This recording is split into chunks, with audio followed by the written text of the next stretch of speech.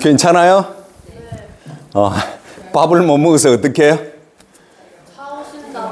사오신다고? 오케이. 이제 우리 오늘 강의는 마지막입니다. 내일 수료식 할 때는 우리 창원에 있는 우리 박성환 장로님이 이제 장학금을 가지고 올 겁니다. 그래가지고 여러분들한테 시상식을 하게 됩니다. 자, 우리 기도 한번 좀 하고요. 시작하겠습니다. 하나님, 감사합니다. 우리 이렇게 끝까지 남은 자에게 하나님께서 축복을 크게 주실 줄 믿습니다. 오늘 청미 마지막 날입니다. 하나님, 강의할 때 성령께서 함께 해주시고 저에게 또 우리 청년들에게 임하는 놀라운 역사 일어나게 하여 주시옵소서.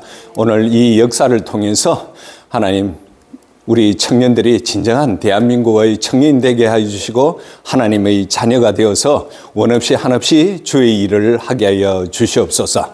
모든 것을 감사드리며 예수님의 이름 기도합니다. 아멘. 예. 제가 그래도 강의실이 좀 크니까 예. 됩니까?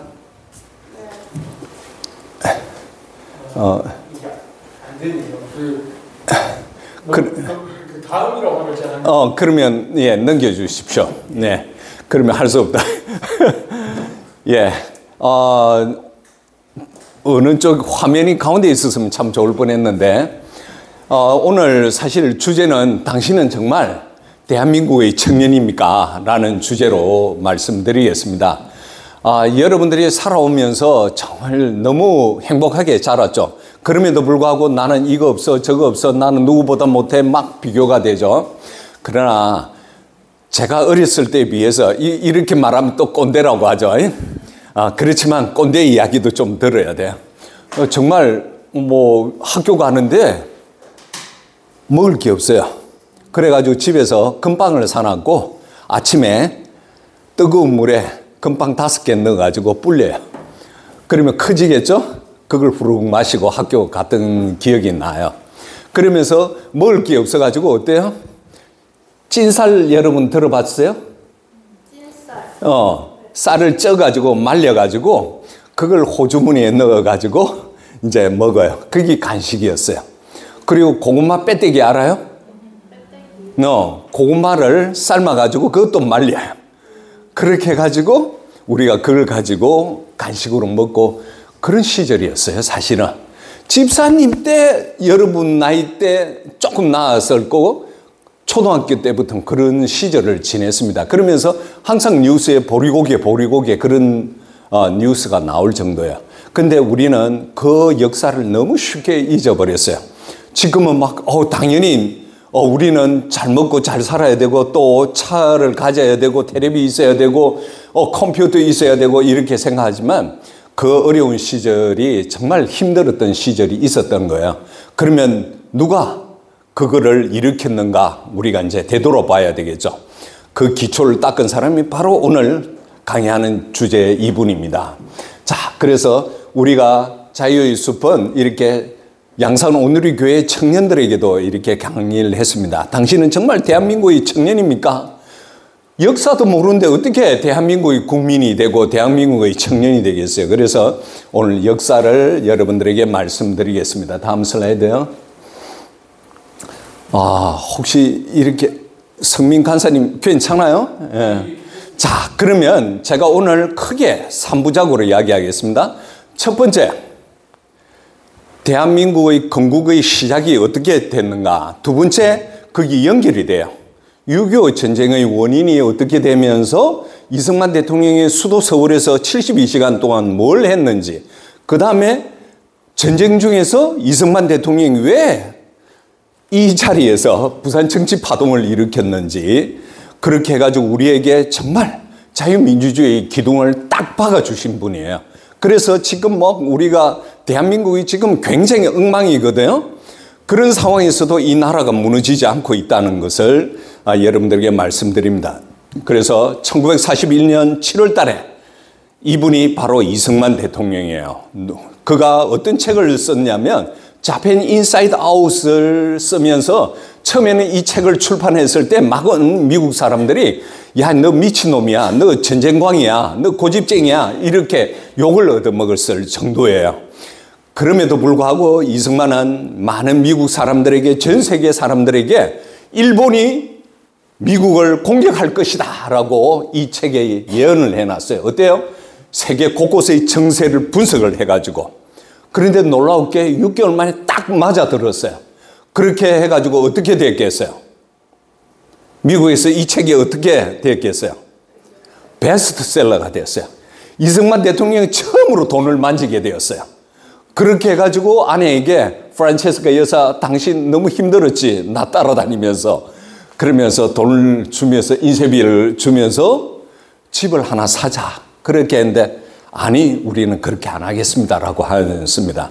그래서 이승만은 세계적인 예언가로 이렇게 탁월하게 뛰어나면서 세계적인 정치가로 부상을 하게 됩니다. 심지어 처치 덜골, 루즈벨트, 아이젠하워 이런 사람들이 뭐라고 이야기하느냐. 이승만은 이 사람은 그냥 일반 수준의 정치가의 수준을 뛰어넘은 예언가의 수준에 이른 사람이라고 이야기를 하게 됩니다. 그 예언대로 다음 슬라이드요. 다음 슬라이드요. 예, 이것은 그 당시에 12월 7일 날 진주만 공습을 알리는 호노루루 신문, 호의 신문입니다. 이 신문의 큰 타이틀을 일본이 공격했다 이러면서 여기 미국 전함이 애리조나호가 박살이 나면서 침몰하고 있는 사진을 내세웠습니다. 다음 슬라이드요. 한 장 더 클릭해 주세요. 잠깐만요. 클릭하시면 위에요. 예. 예. 다시 요 클릭하면 여기 뭐 자막이 하나 나올 건데 안 나와? 예, 그렇죠. 예. 이 공격으로 인해서 하와이 공습으로 인해서 어때요? 미국은 중립국이었던 그런 상황에서 이제 전쟁에 적극적으로 참여하게 됩니다. 그게 이제 2차 대전이 미국이 참전하게 되는 동기입니다. 그래서 이승만이가 미리 깨웠을 때 이런 준비를 했으면 이렇게 당하지 않았을 거라는 거죠. 다음 슬라이드. 예, 지금 미국에서는 여기 그림 잘 보시면 여기 바다 밑에 뭐 보여요? 예? 보여요? 배가 보이죠? 예, 저쪽 사진 봐도 돼요. 예. 아이젠하워호가 침몰되어 있는 그 위에다가 박물관을 만들었습니다.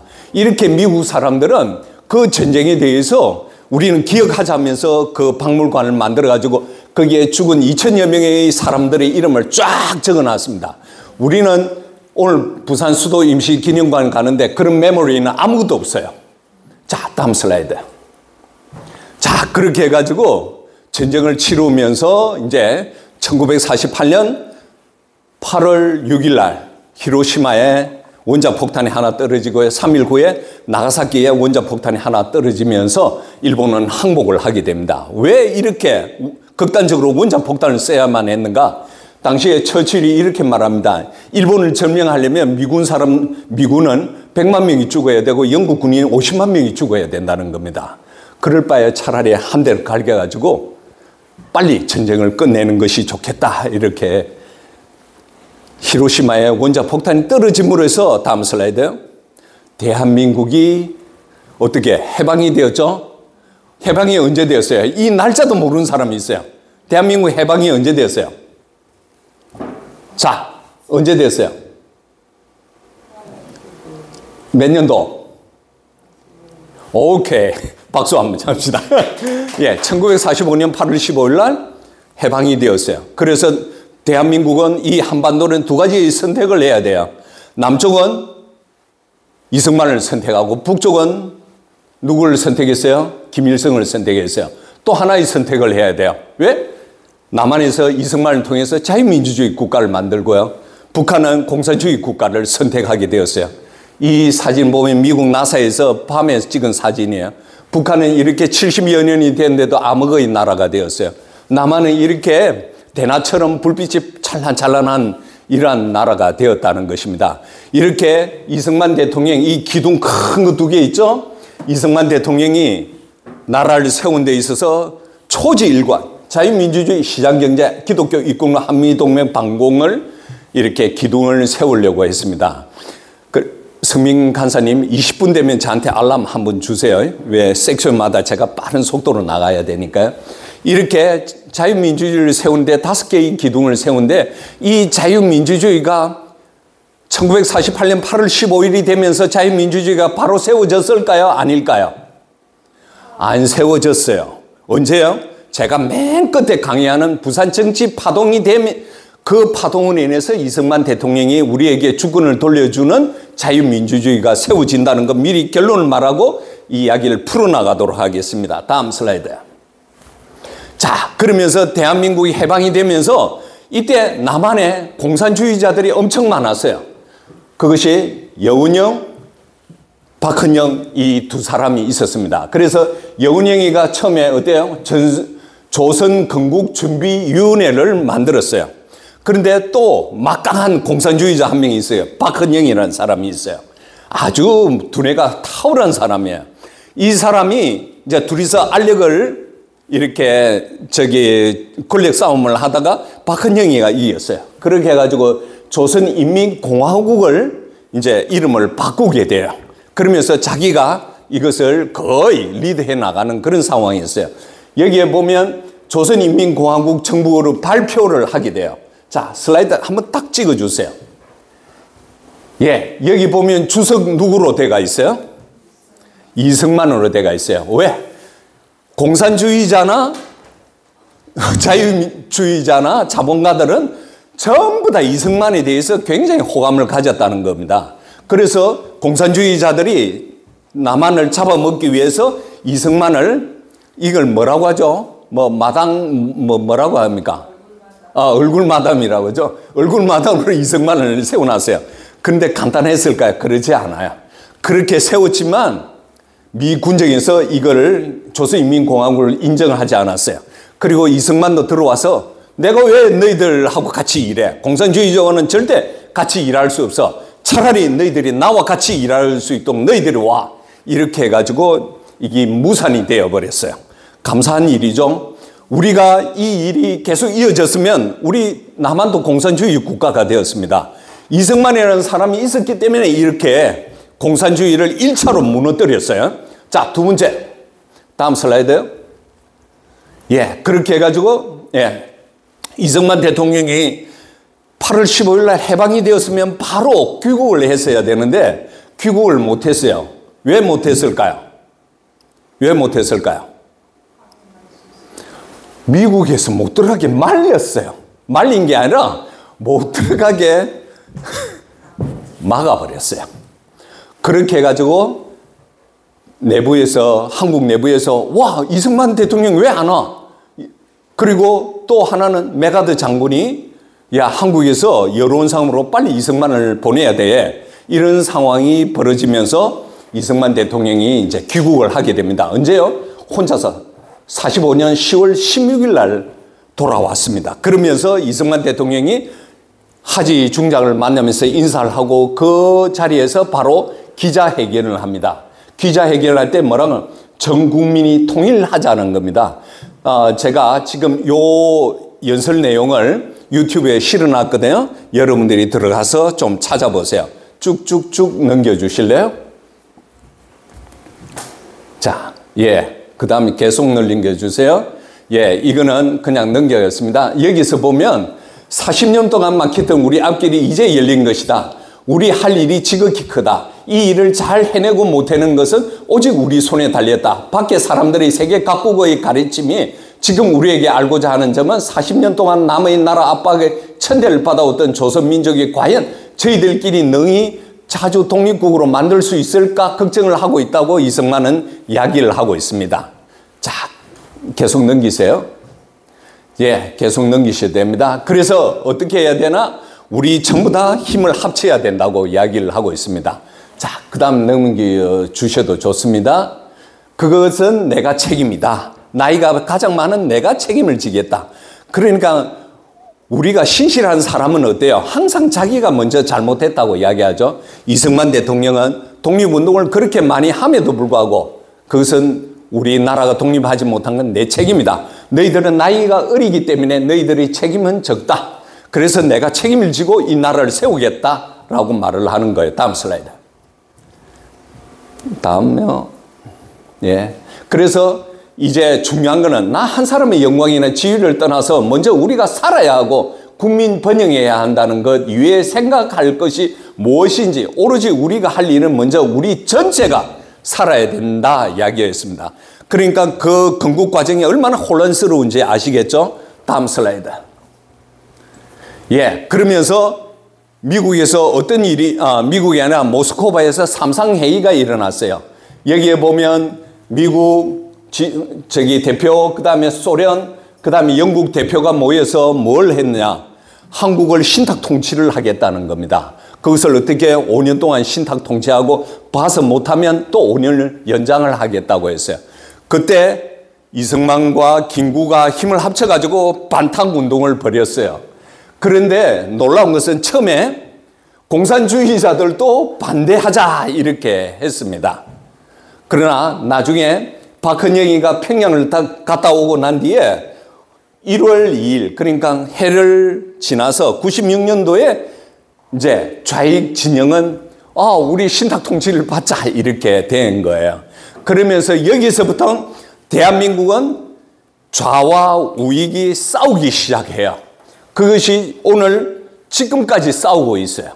놀라운 일이죠. 그러니까 이승만 대통령이 방공한 이야기가 우리 후대들이 계속 지켜왔어야 되는데 그렇게 하려면 공부를 했어야 되는데 그렇게 하지 않음으로 해서 우리는 아주 많은 거짓말에 속아 넘어가고 있다는 것이 집사님이 느끼고 우리 권사님들이 느껴가지고 이러한 모임들을 갖기 시작하고 여러분들에게 장학금을 주면서까지 공부를 시키고 있는 이유가 되는 거예요. 우리 공부합시다. 정신 바짝 차리세요. 자, 다음 슬라이드.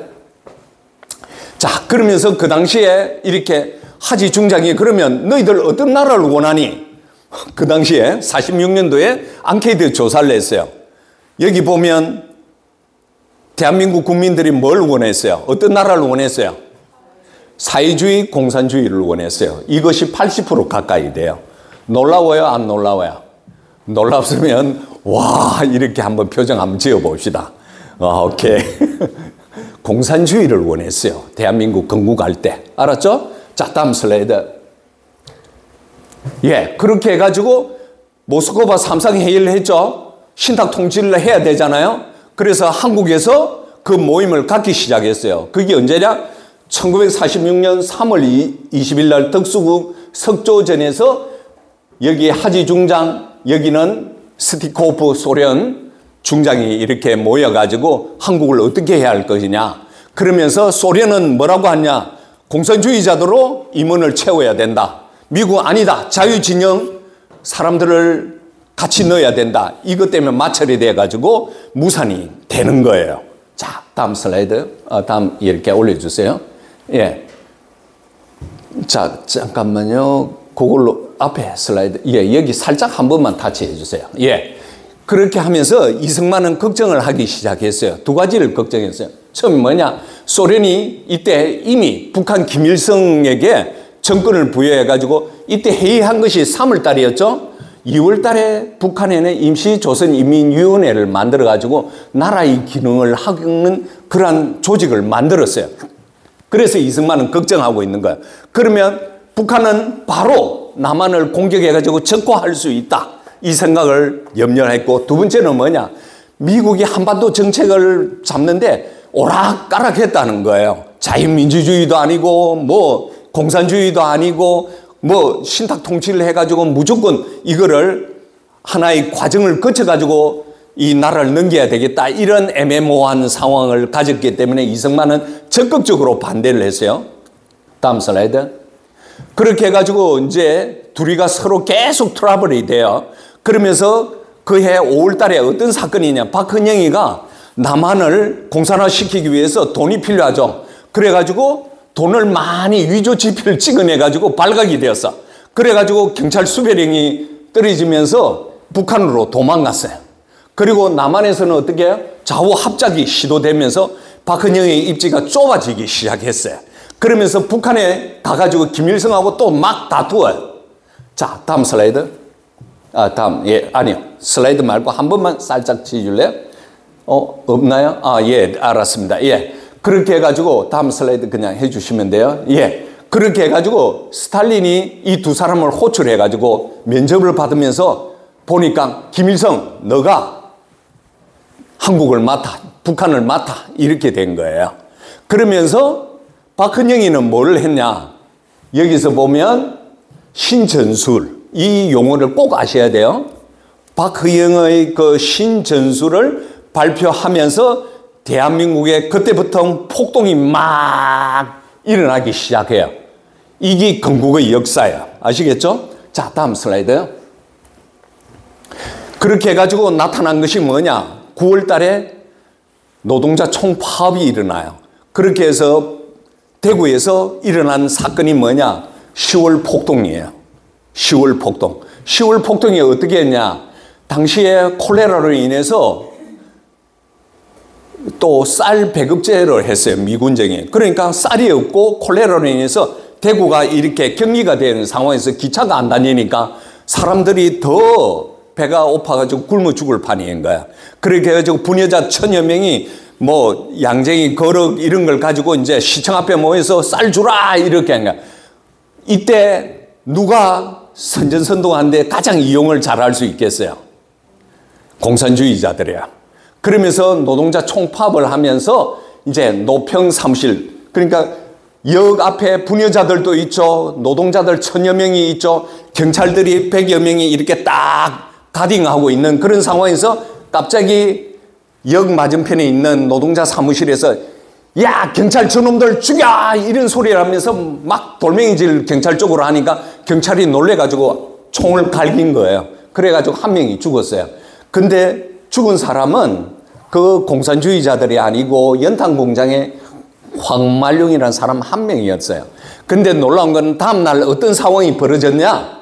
의과대학 학생들이 콜레라로 죽어가지고 포르말린 담겨져 있는 시체를 꺼내가지고 그걸 물로 깨끗이 씻어가지고 사람들을 선전선동한 거예요.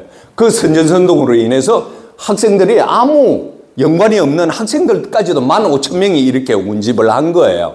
그러니까 선전선동이 얼마나 무서운지 여러분 꼭 아셔야 돼요. 우리가 박근혜 탄핵했을 때 국민의 97%가 그걸 믿었다니까요. 거짓말에. 그 정도로 선전선동에 대해서 여러분들이 깨어있으려면 반드시 공부를 해야 돼요. 다음 슬라이드. 다음 하나만 살짝 찍어주세요. 예. 여기가 바로 노평 사무실이에요. 예? 노동자 사무실에서 저놈들 경찰 죽이라 고함치었던 그 사무실이에요. 그래서 이걸로 인해서 이제 전쟁이 일어난 거예요. 10월 폭동이. 다음 슬라이드.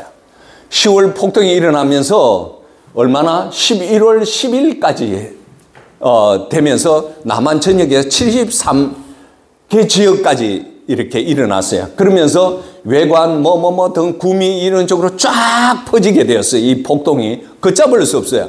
그러면서 경찰들을 때려 죽이면서 뭐라고 했냐면 이렇게 보라 이 반동들 이러면서 현수막을 해가지고 덮어놓았어요. 그러면서 여기에 제가 그들이 얼마나 악랄하게 사람을 죽이는지에 대해서 제가 묘사를 해놨어요. 하나만 딱 할게요. 아니요. 잠깐만요. 왜 그러냐면 이제 4.3 폭동 사건, 여수 순천 반란 사건, 2.7 사건 이런 사건들이 일어날 때마다 이 사람들은 이런 방법으로 똑같이 했어요. 어때요? 그냥 간단한 거. 부인과 두 딸을 몽둥이로 때려 죽였답니다. 이렇게 잔인한 배를 찔리게요. 진짜 유방도 도려내고요. 임신한 여자 배를 찔려요. 그런 식으로 또 심지어는 어때요? 손발을 묶어가지고 차로 이렇게 끌어요. 사지를 그냥 찢어버려요. 그런 정도로 악랄하게 했다는 겁니다. 그것이 어떻게 진압이 되었냐? 전국 경찰 4,500명 그리고 서북청년단의 김동완이 이끄는 청년 3,000명 대전 군인들 이렇게 해가지고 결국 진압이 되었습니다. 다음 슬라이드요. 자, 그렇게 해가지고 그 와중에 이제 어떻게 되냐? 이제 이승만 대통령은 미국이 이제 미소공 위원회의 그 합작으로 인해서 삼상회의에서 신탁통칠 그것이 이제 나가리가 나버리니까 어떻게 하냐. 미국이 이제 좌익과 우익을 서로 이제 절충해가지고 임시정부를 세우려고 했어요. 그것도 이승만 대통령이 반대하면서 미국에 가서 5개월 동안 홍보를 했어요. 그러면서 세계사도 우리가 알아야 돼요. 이태리하고 그리고 그리스 쪽에 어떤 사건이 일어났냐. 그쪽에 공산화가 내려오기 시작한 거예요. 트루만은 이걸 보면서 야! 더 이상 소련과 우리가 연합군이 되어서는 안 된다. 그러면서 트루만 독트린 발표하면서 대한민국의 역사가 완전히 바뀌게 돼요. 어떻게 해요? 신탁 통치를 없애버리고 어떻게 해요? 유엔에다가 이 나라를 이제 결정권을 주게 된 거예요. 그러면서 이승만 대통령은 이때부터 유엔 많은 미국 사람들을 설득을 해가지고 이제 유엔을 통해서 50선거를 하게 되는 그 과정이에요. 다음 슬라이드요. 그렇게 하면서 이제 유엔 하에서 우리가 대한민국이 50선거를 하게 돼요. 50선거가 언제 이루어지는지 아세요? 1948년, 그러니까 3년 후죠. 5월 10일 날 선거가 이루어져요. 그러면 공산주의자들은 이 나라가 자유민주주의 선거로 인해서 유엔에 의해서 미국에 의해서 세워지면 좋겠어요? 나쁘겠어요? 나쁘겠죠? 반대를 해야 되겠죠? 그 폭동이 어떤 폭동인지 아세요? 제주도에 있는 4.3 폭동이 일어난 거예요. 그러니까 한 달 전이 되겠죠. 그죠? 4월 3일 날, 5월 10일 날 선거니까 한 달 전에 제주도에서 폭동이 일어나게 돼요. 여기서도 보면 어때요? 분여자 11명을 체포해가지고 끌고 가가지고 500여 명이 윤관 후에 총칼로 죽창으로 죽이가 젖가슴과 배, 엄부, 볼기 등을 찔러서 숨이 넘어가기 전에 매장해요. 그 정도로 잔인했습니다. 공산주의자들이. 여러분들은 공산주의자들이 얼마나 악한지를 아셔야 된다는 의미에서 제가 이렇게 정말 보기 힘든 장면을 여러분들에게 설명을 드리는 거예요. 자, 다음 선 하나만 띄워주세요. 다음 선에 하나만. 예. 그러면 그 배후가 누구냐? 김달삼이라는 사람이에요. 25세 청년이 이렇게 반대 운동을 했어요. 그런데 이 제주도 4.3 폭동이 몇 년 간 줄 아세요? 여러분 이거 꼭 아셔야 돼요. 몇 년 갔어요? 제가 기록해놨어요. 몇 년? 9년까지. 6.25 전쟁이 끝난 후에도 57년도 4월 달에 끝났어요. 그러니까 얼마나 이 전쟁이 길은지 아시겠죠? 자, 다음 슬라이드. 그래서 이제 50선거가 끝나고 이제 200석을 우리가 이제 그 국회의원을 뽑는데 제주도에서는 2석을 못 뽑았어요. 그래가지고 198석으로 국회의원이 선출이 되면서 이승만 대통령은 연로자로서 나이가 제일 많아가지고 이제 의장으로 이렇게 추대를 해줬어요. 그러면서 대한민국 첫 번째 재헌국회가 세워지게 되는 겁니다. 그것이 언제냐면 1948년 5월 31일이에요. 제가 이 부분 중요해서 지금 대한민국 속기록, 국회의 속기록 1번으로 기록이 되어 있습니다. 뭐라고 했냐? 임시의장 이승만 박사가 의장석에 등단하여 전 국회의원들에게 먼저 하나님께 기도하자고 제의하고 이윤영 의원이 기도했다라고 합니다. 자, 우리 같이 한번 읽어볼까요? 대단히 중요합니다. 자, 같이 읽어봅시다. 대한민국 독립민주국 제1차 회의를 여기서 열게 된 것을 우리가 하나님에게 감사해야 할 것입니다. 종교 사상 무엇을 가지고 있든지 누구나 오늘을 당해가지고 사람의 힘만으로 된 것이라고 우리가 자랑할 수 없을 것입니다. 그러므로 하나님에게 감사드리지 않을 수 없습니다. 나는 먼저 우리가 다 성심으로 일어서서 하나님께 우리가 감사를 드릴 터인데 이윤영 의원 나오셔서 간단한 말씀으로 하나님께 기도를 올려주십시오라고 했습니다.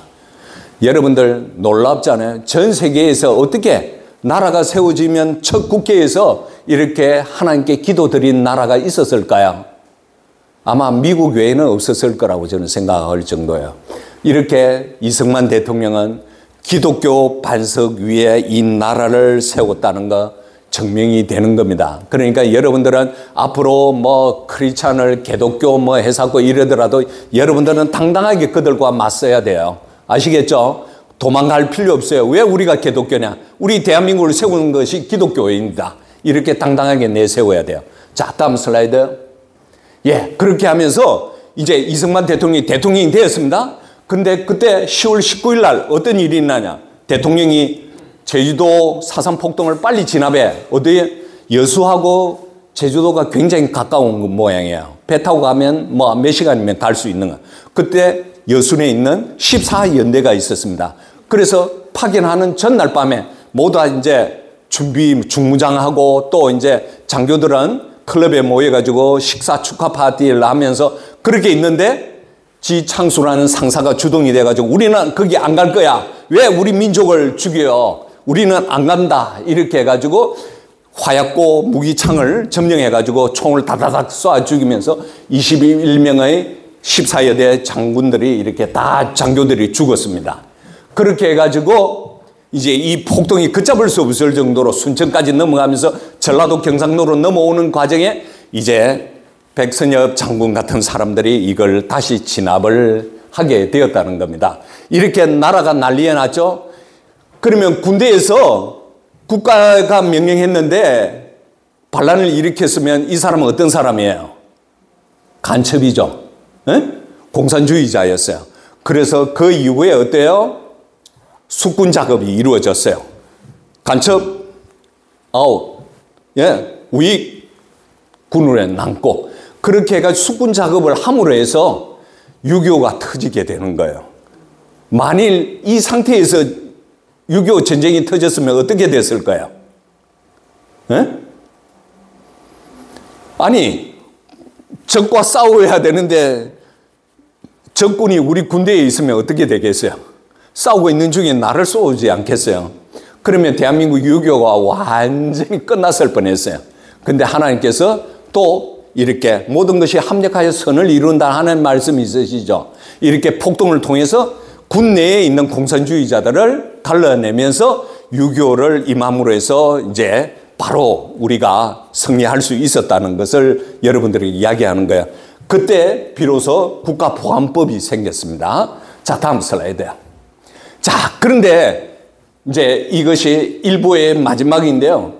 대구 10월 폭동, 제주 4.3 폭동, 여수 순천 반란 사건의 배우자가 누구라는가 아시면 여러분들 깜짝 놀랄 거예요. 제가 누구라고 해놨어요. 이재복이가 어떤 사람인 줄 아세요? 평양신학교, 그 유명한 평양신학이 있죠. 평양대부흥에 있었잖아요. 그죠? 거기에 있는 신학교예요. 평양신학 나온 사람이야. 그리고 일본의 도쿄신학까지 해가지고 저기 경상북도에 있는 영천중앙교회 담임 목사였어요. 이 사람이 이제 4.3 여수 순천 반란 사건이 일어나면서 49년 9월 19일 날 자기 자택에서 이제 서울에서 붙잡힌 거예요. 이 사람은 어때요? 목사로서 남로당 군사 총책이에요. 빅3 박헌영이하고 또 누가 있는데 그 다음에 이제 세 번째가 이 사람이에요. 이렇게 목사에 의해서 이 나라가 공산화가 될 뻔했다는 겁니다. 그래서 여러분들은 하나님 말씀 딱 붙들고 살아야 돼요. 아시겠죠? 그러지 않으면 우리는 언제든지 저렇게 가룟 유다처럼 나라까지 팔아먹는 그러한 사람들을 만나게 된다는 걸 여러분들 꼭 명심해야 돼요. 다음 슬라이드. 그런데 요 장면을 하나 조금 말씀드릴게요. 근데 한번 좀 올려보시겠어요? 예, 좌익 단체들은 어떻게 해요? 모두 다 폭동을 항쟁으로 바꾸고 있는 중이에요. 그래서 우리는 적극적으로 이거는 역사 기록물에 올바르게 남겨야 됩니다. 그래서 항쟁을 없애야 된다는 것, 그리고 그것을 폭동이라는 말을 반드시 우리가 사용할 수 있어야 된다고 생각합니다. 자, 다음 슬라이드. 자, 그러면 한 2, 3분 좀 쉴까요? 오케이. 여러분들 집중력을 보니까 이때까지 집중을 잘하고 계시는 것 같아서 지금 김밥 좀 드세요. 예, 한 2분 후에 시작하겠습니다. 성민 간사님, 그 물 좀 주실 수 있어요? 예. 지금까지 프레젠테이션 34분 나셨습니다. 34분 나셨습니다. 프레젠테이션. 34분 했다고요? 34분 동안 했어요. 지금까지 동안 하셨어요. 아, 그래. 그러니까 20분 되면 무조건 나한테 손을 들든지 20분 이렇게 이야기해줘.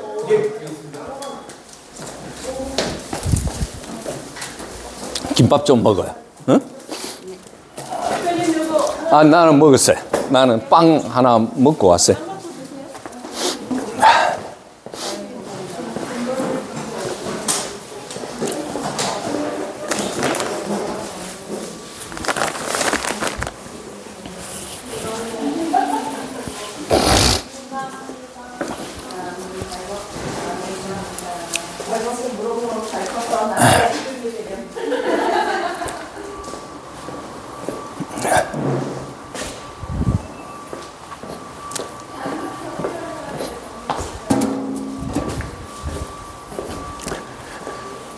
아, 이게 왜 안 되지? 예? 왜 안 되지? 아, 이거 빔 저기 아마 컴퓨터라서 안 되는 것 같습니다. 아, 컴퓨터라서? 너도 김밥 좀 먹어라. 아, 저 점심 먹고 와서 괜찮습니다. 괜찮아? 예. 아이고, 우리 권사님들 고생 많았습니다.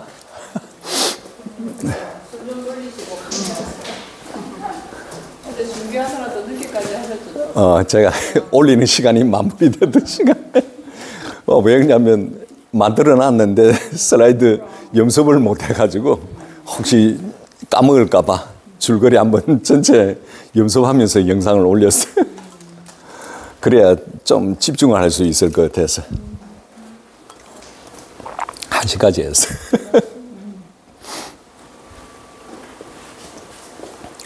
나도 우리 클럽을 내려갔다가 12시 반에 축제시켜놨고. 아, 12시 반에?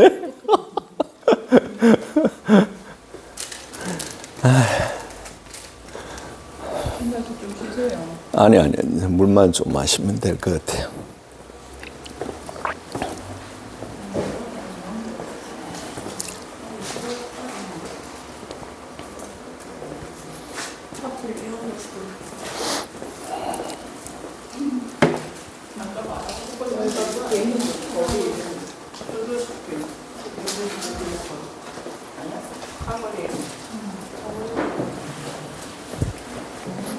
바로 요 앞이더라고요. 그래서 여기 한 거예요. 그래서 가면 돼요. 김밥 쳐다가 헤매다 보니까 그 머리에서.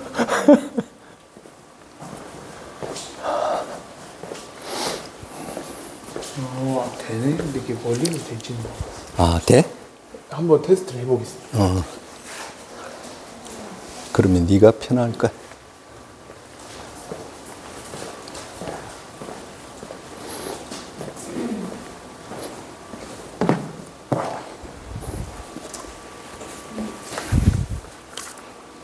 오, 되네. 할렐루야. 오, 됐다. 그래. 자. 대표님 여기 위에 올려주세요. 혹시 몰라서 충전 조금 해놨게. 그 작은 걸로 해야 돼. 아니, 네네. 작은 걸로. 예, 제가 하겠습니다. 다음 걸 해야 돼. 아니. 아, 이거 요거. 옛날 거. 그 볼레트 까먹었어.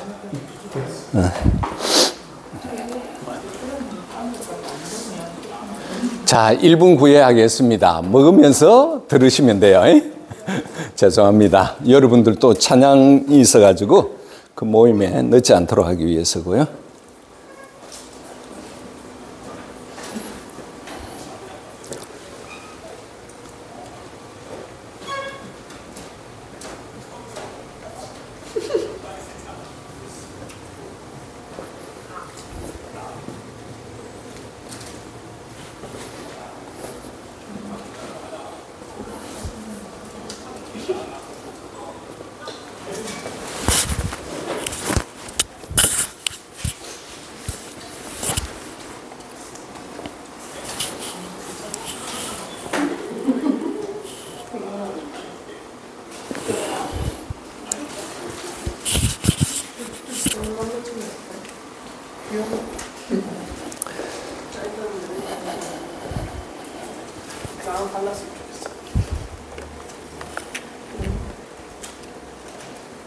나 너무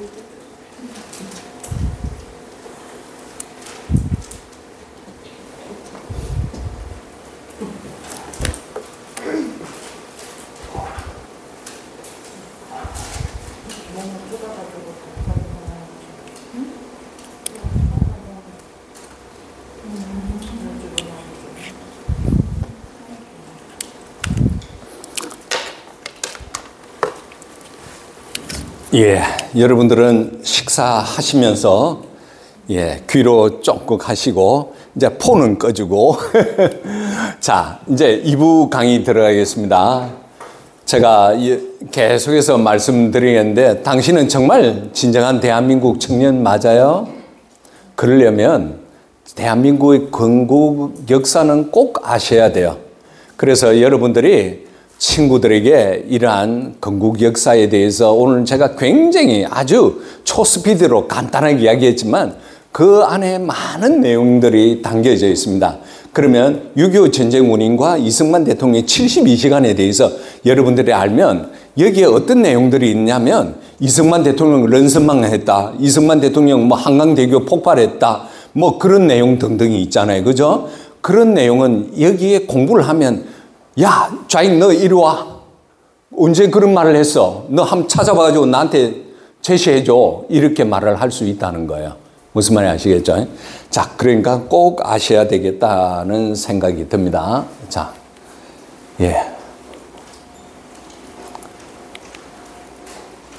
자, 제가 부산 임시 수도기념관 몇 년 전부터 준비하면서 느꼈던 소감을 여러분들에게 말씀드릴게요.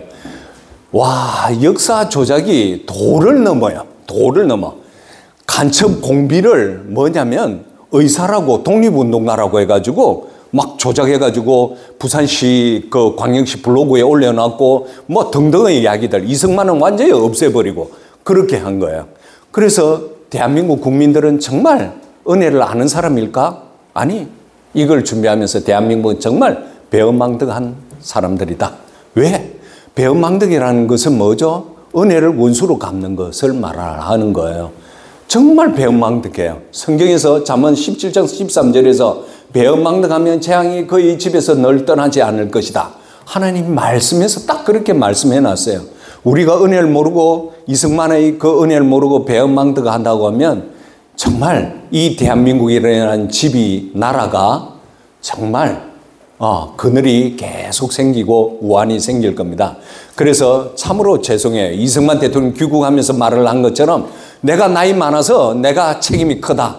너희들은 젊었기 때문에 책임이 적다. 내가 책임을 지겠다. 말한 것처럼 제가 열심히 한번 해볼 예정입니다. 그럼에도 불구하고 여러분들도 나이가 한 살 많아지면 한 살 또 책임이 더 많아지는 거예요. 그러니까 여러분들은 올바른 역사 공부를 꼭 해야 돼요. 자, 이거는 내용은 뭐냐면 이순신 장군이 수군을 폐지하려는 선조의 그 변덕 같은 마음에 보면서 이제 장계를 올려요. 이 장계는 여러분들 다 들어서 알 거예요. 신에게 아직 12척의 전선이 있사오니 전선의 수가 절대 부족하지만 보잘것없는 신이 살아있는 한 감히 적은 조선의 바다를 넘보지 못할 것이다.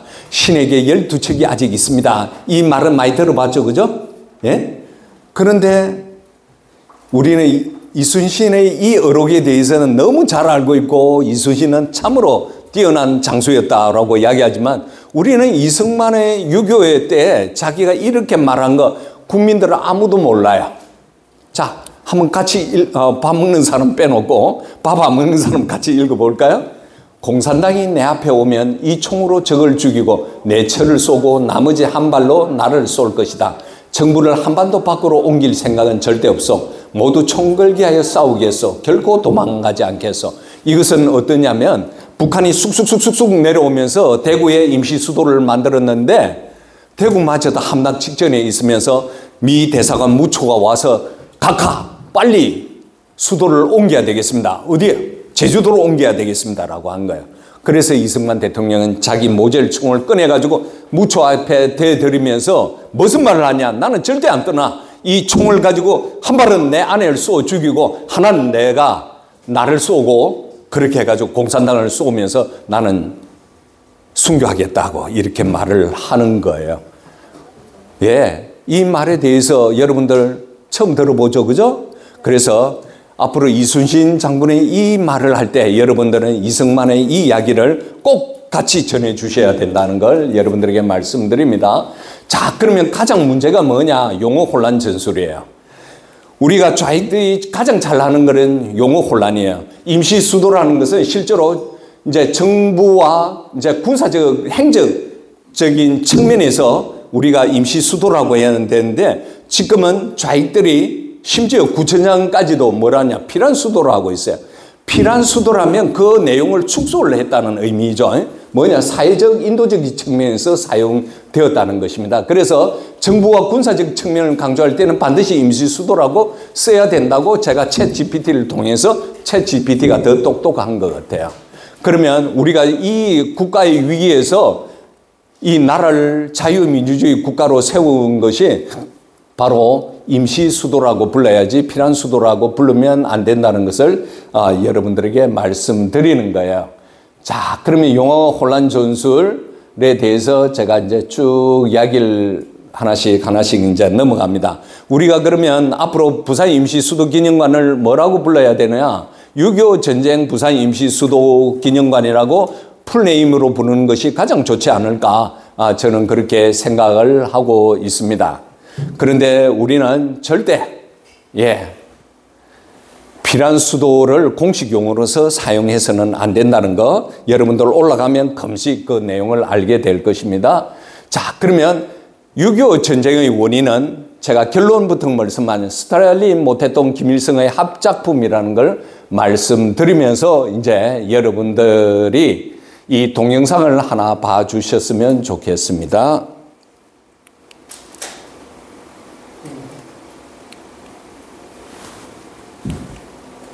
예, 한번 좀 두드려 주실래요? 예. 이거는 이제 대한민국 역사박물관에서 아주 정말 정확하게 잘 기술된 동영상입니다. 12분짜리인데 뭐 그냥 할 수 없이 다 보고 넘어가는 게 좋을 것 같습니다. 같이 한번 좀 보겠습니다. 틀어주시겠어요? 밑에 있습니다. 클릭이 있습니다. 예. 예, 지금 작동된 소리가 안 나죠? 예, 이 컴퓨터에 연결이 되니까 소리가 또 안 나네요. 미안합니다. 앞쪽은 넘어가도 되긴 합니다. 그러니까 소리 좀 내주시고요.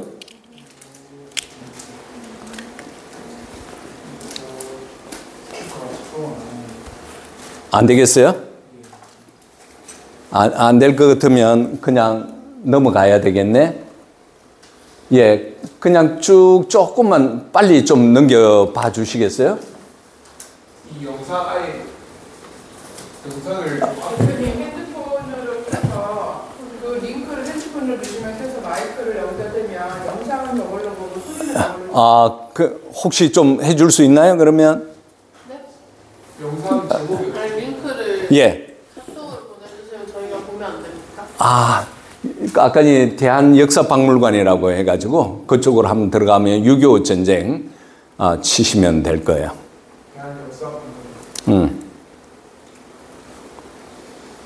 시간은 계속 가는데.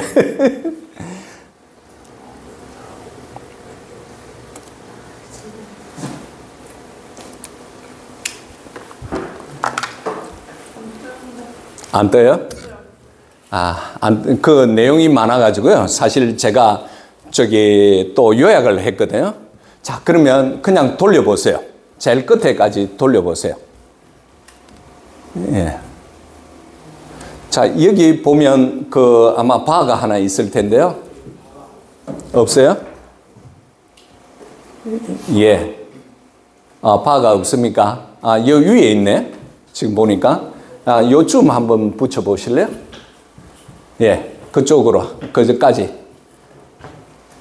예, 제가 그러면 나중에 이 영상을 포함이 된 것을 여러분들에게 보내드리겠습니다. 자, 그러면 결론적으로 무엇을 말씀드리고자 하냐면 조금만 돌려봐요. 제가 자막을 써놓은 게 있을 거예요. 조금만 한번 흘려보세요. 예.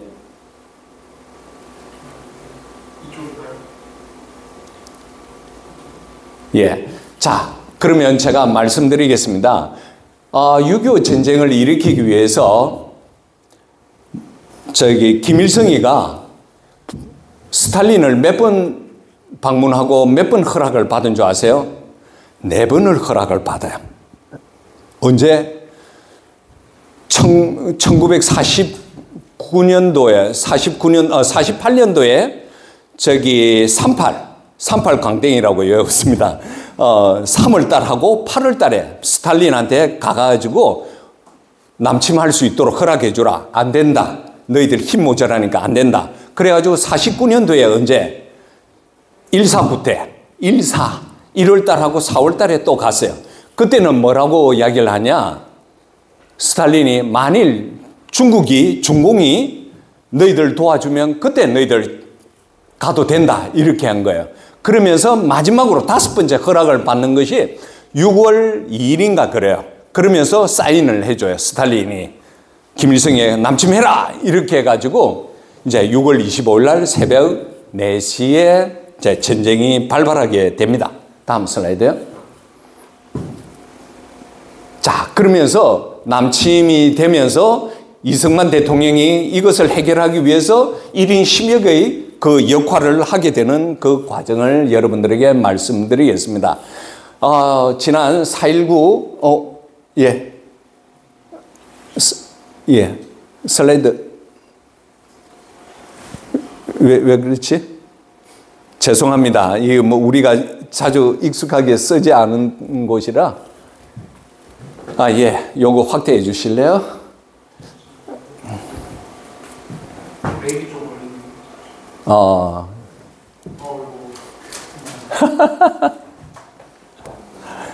자, 자꾸 끊어져서 어떡하지?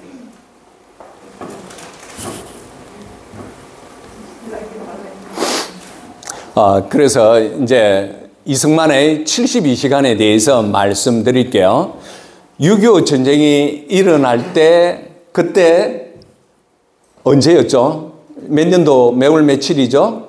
우리 자매님 계속해서 자매님 오른쪽이라. 자, 언제? 6.25 전쟁 50년 6월 25일이다. 그죠? 몇 시에? 새벽 4시에. 그날은 무슨 요일이었을까요? 주일날이었어요. 네? 그래서 주일날이었습니다. 주일날에 이제 남침을 하게 돼요. 그때 이승만은 평상시와 똑같이 그가 아침 먹고 오전 9시 30분에 어디 가냐면 경희루에 있어요. 경희루 가가지고 낚시를 해요.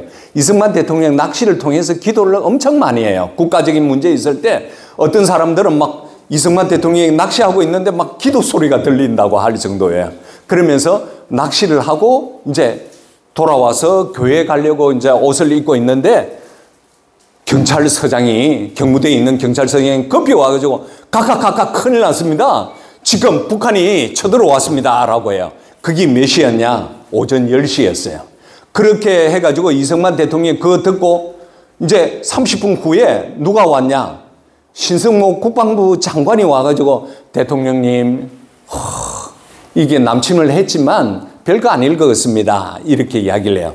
그러니까 이승만 대통령이 헷갈리겠죠. 그죠? 그래서 고재봉 비서에게 물어봤어요. 너 다시 확인해봐. 이렇게 하니까 고재봉이가 생각보다 위험합니다. 그러면서 이승만 대통령이 이제 6.25 전쟁에 대한 마스터 플랜을 짜기 시작해요. 아무도 그때 매뉴얼도 없고 아무도 가르쳐주는 사람이 없는데도 불구하고 이승만 대통령이 혼자서 이 전쟁의 지도를 펼쳐나가게 됩니다. 자, 쭉쭉 넘어갈까요? 그냥 계속해서 넘어갈게요.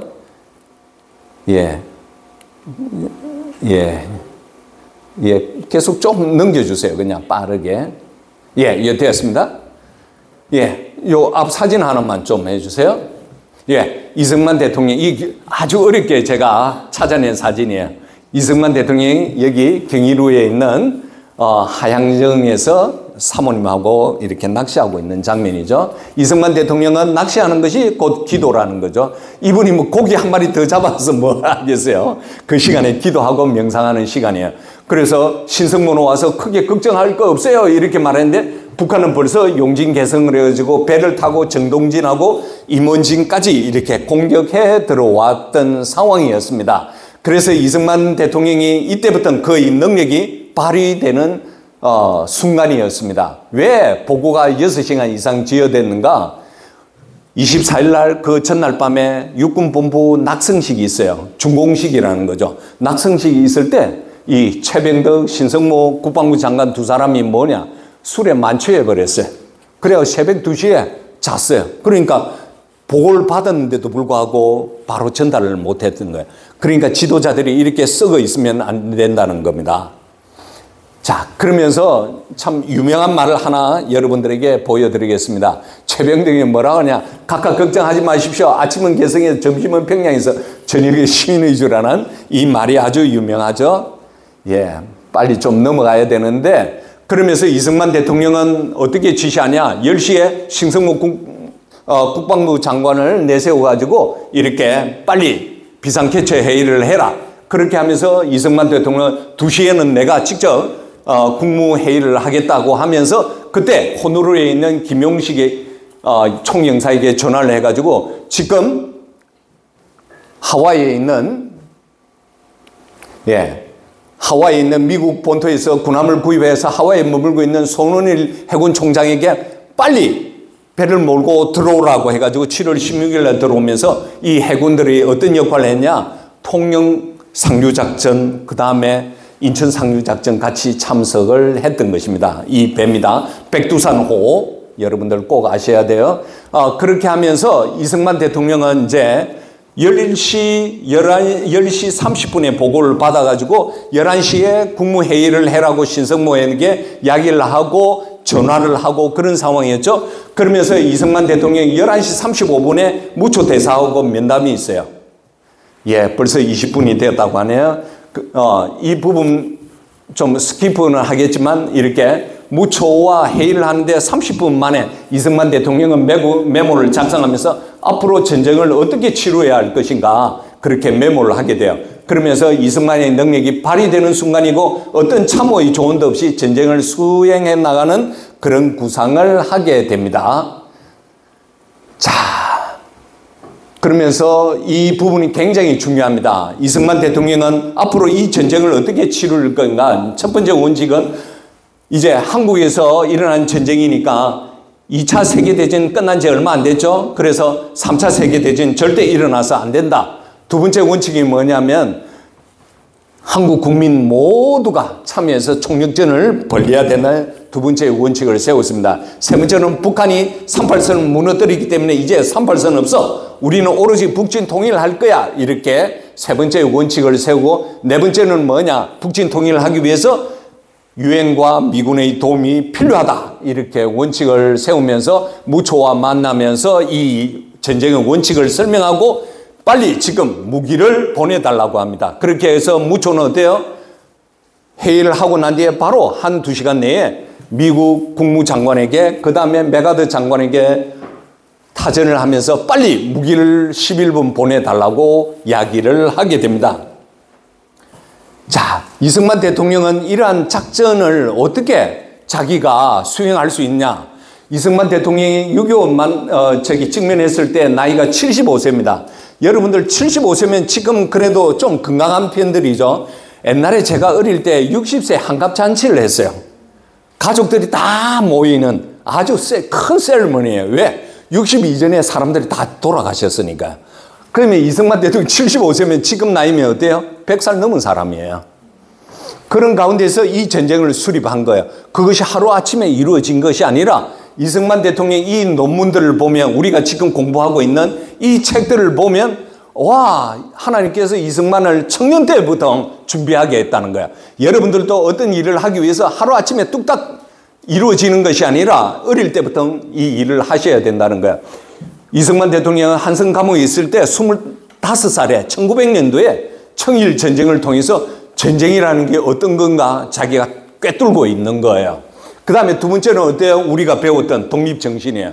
아, 국가가 위기에 처했을 때 독립을 하려면 국민들과 지도자가 어떤 마음이 있어야 된다는 것을 이승만 대통령이 분명히 아는 거예요. 그것이 제2의 원칙이에요. 우리 모든 국민들은 총력전을 하자는 것.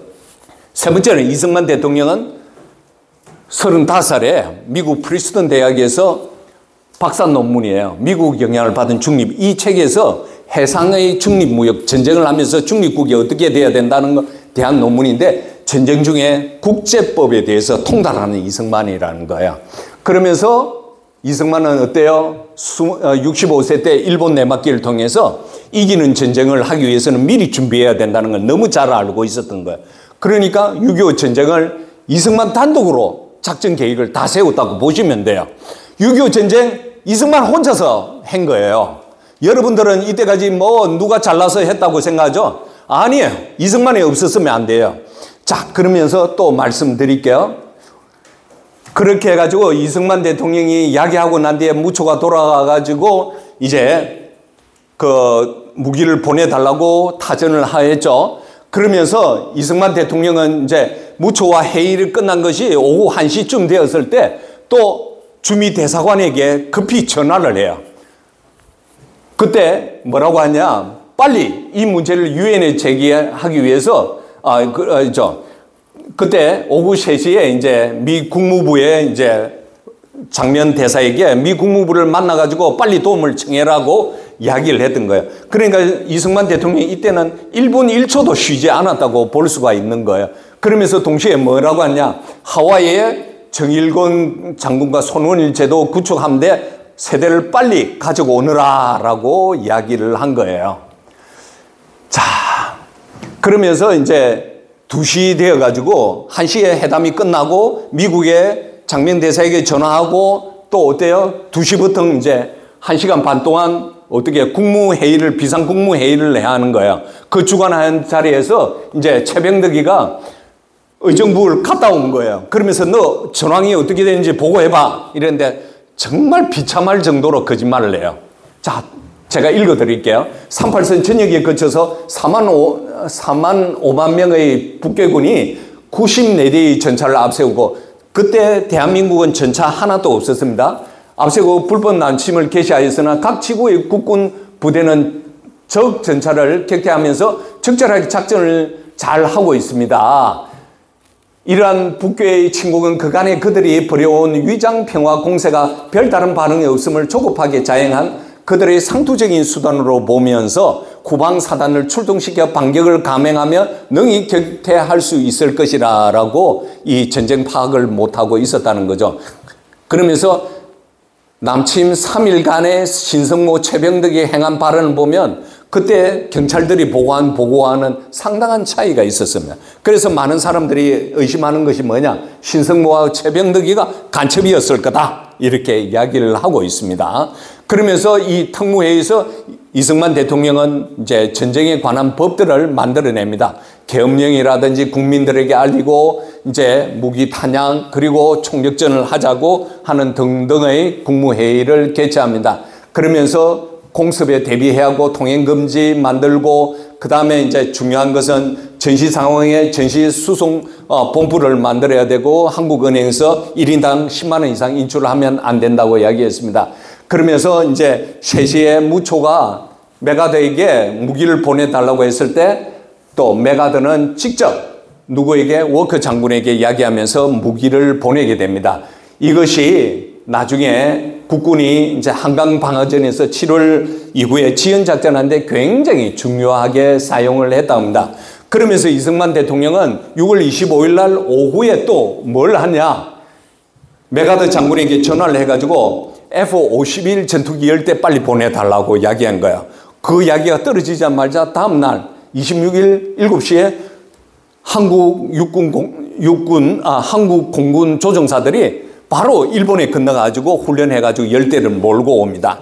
그러니까 전쟁 상황이 얼마나 긴박하게 이루어지고 있고 이승만 대통령이 대한민국이 뭐가 필요하다는 걸 그렇게 잘 알았다는 거죠. 그러면서 또 밤 8시에 또 이승만 대통령이 무초에게 전화를 걸어요. 우리에게 빨리 무기 보내줘. 계속 독촉을 하는 거예요. 자, 그 다음에 어때요? 새벽 4시 30분 다음 날이죠. 또 무초에게 전화를 걸어요. 그러면서 대포와 전투기 지원 요청을 또 해요. 이승만 대통령이 지금 몇 번 요청을 했죠. 무초한테 3번, 4번 이상을 무초에게 하고 메가드에게도 창했어요. 이때 무초는 당시에 뭐라고 이야기를 하고 있냐.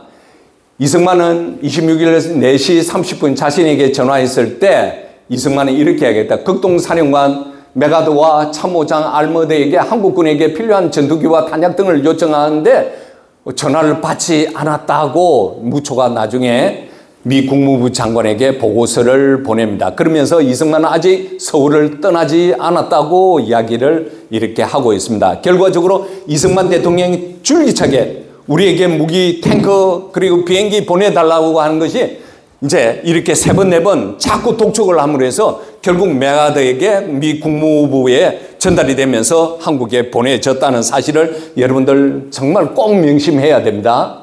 그리고 둘째 날 새벽 4월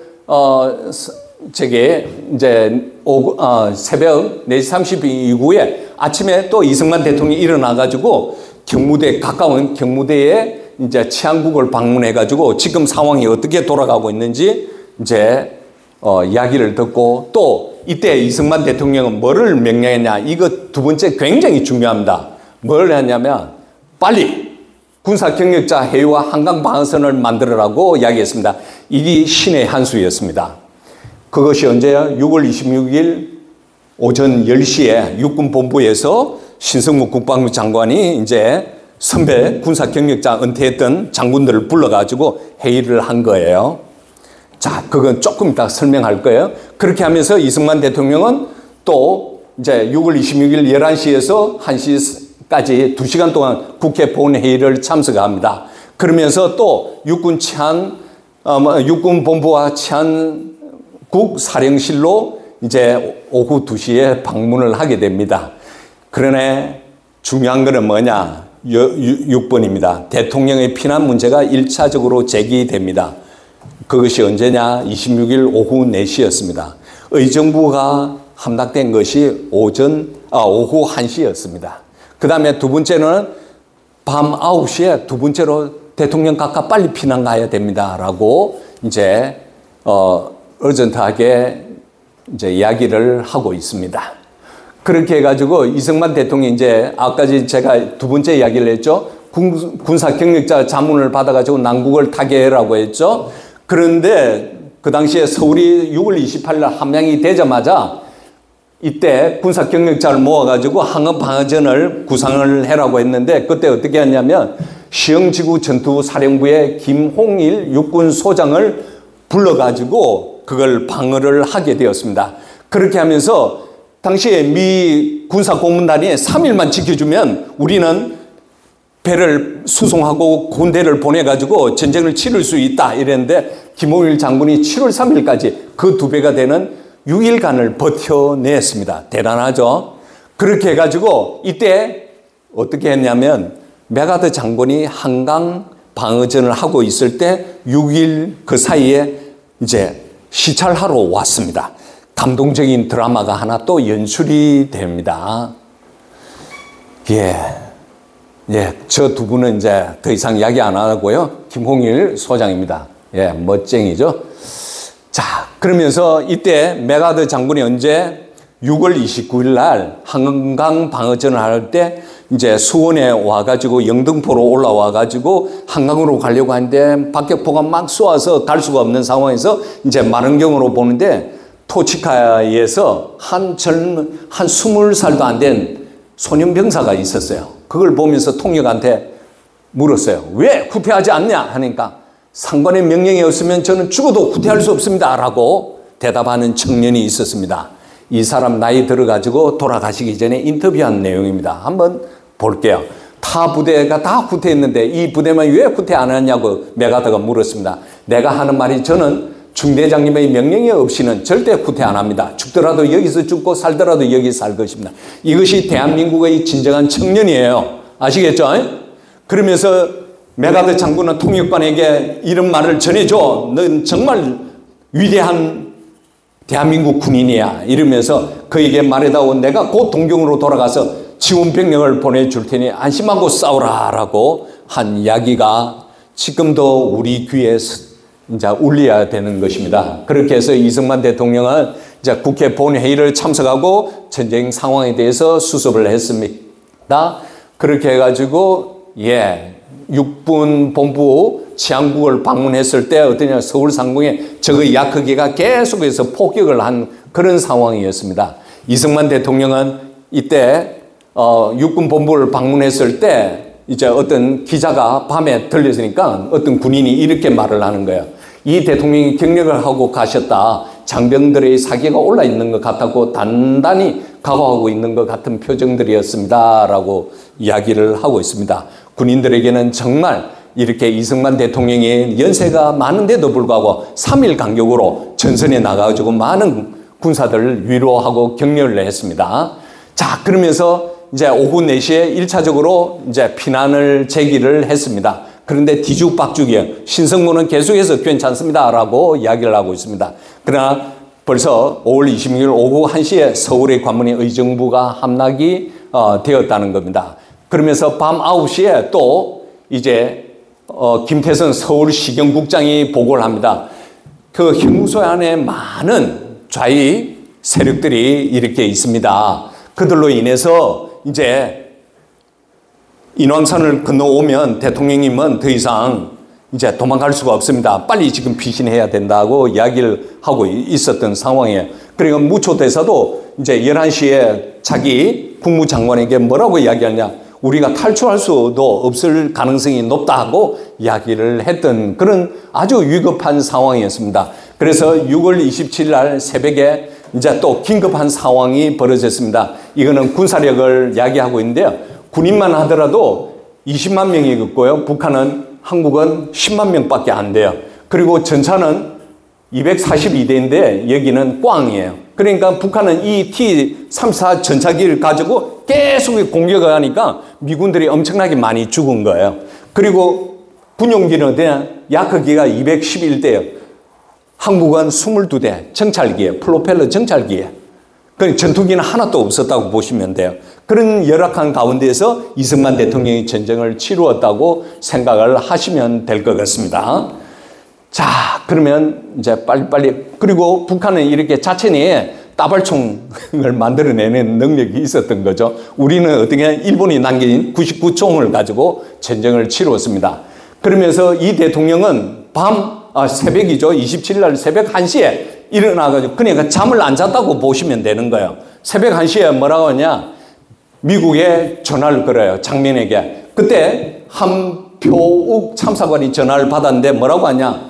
이때 대통령의 목소리는 지난번과 달리 확연히 들리는 기색이었고 흥분을 감추려는 노력을 하는 듯 했다고 회고합니다. 이 대통령은 한 참사관에게 필립, 일이 맹랑하게 되어가고 있어. 우리 국군이 용감하게 싸우기는 하나 모자라는 게 너무 많다. 즉각 장 대사를 모시고 트루만 대통령을 만나 군사 원조를 시급함을 설명하라고 원조했다. 그러면서 장 대사에게도 똑같은 말을 했습니다. 그래서 참사관은 이제 국무부 한국 담당 나일스 본드에게 연락을 해가지고 그날 3시간 후에 한국 시간으로 새벽 4시에 바로 트루만 대통령을 만나게 됩니다. 그러면서 트루만이 뭐라고 이야기하냐. 미국의 한국에 대한 지원이 공식적으로 시작된 그러한 뉴스를 알리게 됩니다. 트루만이 뭐라고 하냐. 대한민국에 상당한 무기와 탄약을 수송하라는 명령이 내려졌고 이 장비는 곧 한국의 군사 상황에 영향을 미칠 것이라고 하면서 6월 27일 그러니까 전쟁이 일어난 이틀 만에 미국이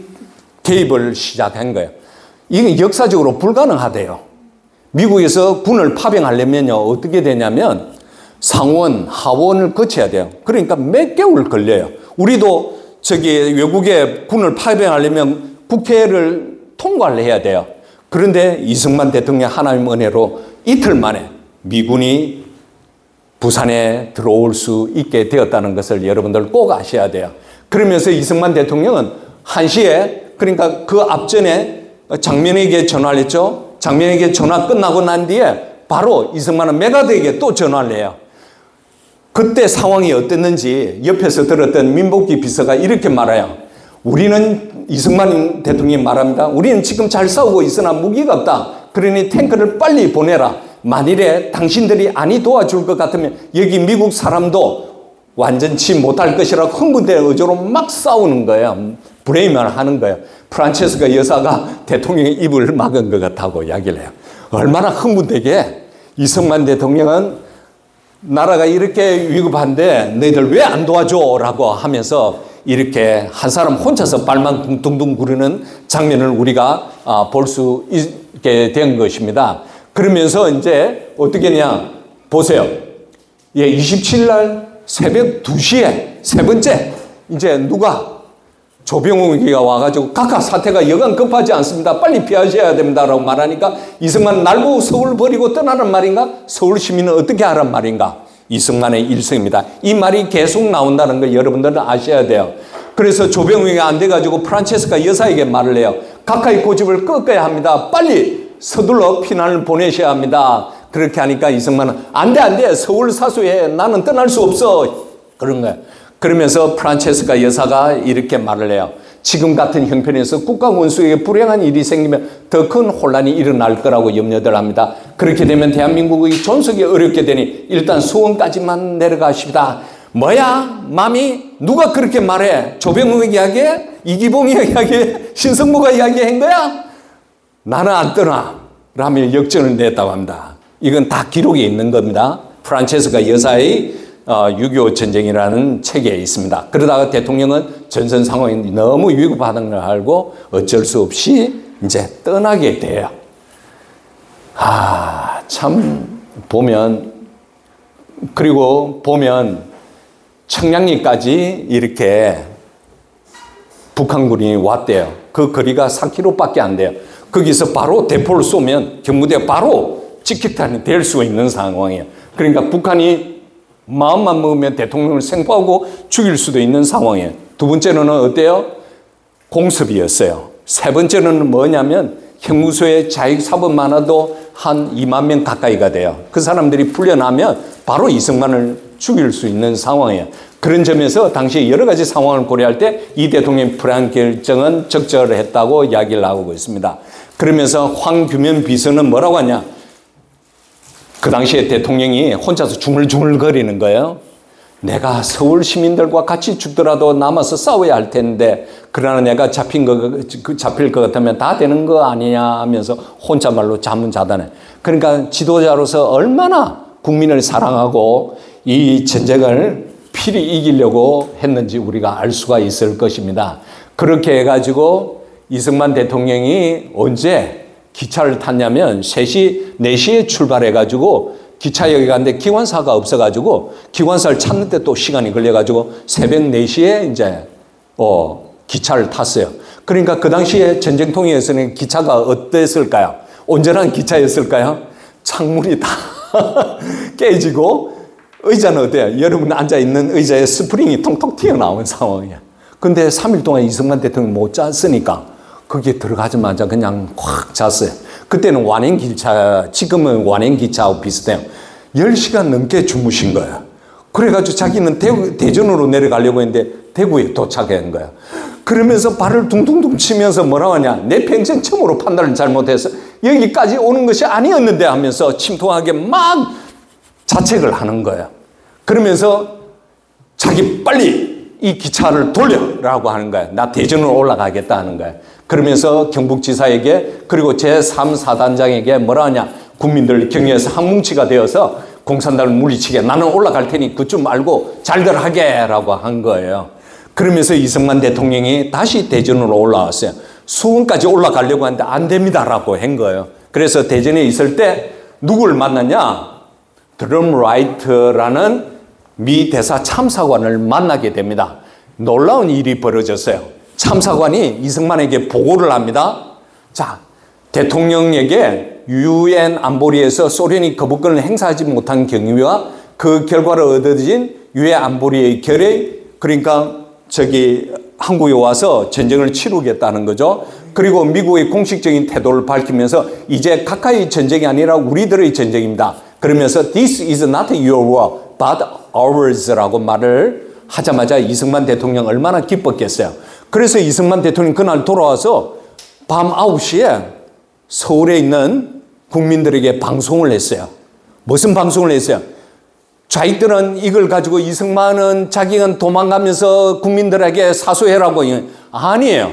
이승만 대통령은 드럼라이트가 말해준 그 기쁜 소식을 우리 서울 사람들에게 알려준 거예요. 그러니까 좌익들은 이거 가지고도 거짓말해요. 우리가 이 원서가 없고 오리지널 문건이 없으면 지금도 그들은 그렇게 주장할 거예요. 이제는 이런 말을 못해요. 한강대교 폭파 그 보여주는 사진은 대동강 사진이에요. 대동강 다리 끊어진 사진들이에요. 이렇게 좌익들은 이제 더 이상 거짓말 하지 못한다는 것을 우리가 말씀드리면서 이제 전부 다 피난을 오게 됩니다. 이분이 드럼라이트입니다. 이 제너럴 처치라고 하는 장군이고요. 무초가 이승만은 수원에서 그들을 만나가지고 이런 기쁜 소식을 들었던 것입니다. 그리고 이제 이승만 대통령이 대구에 내려오면서 이제 어떻게 하냐. 잘 때마다 베개 밑에 모절 근총을 하나 두었습니다.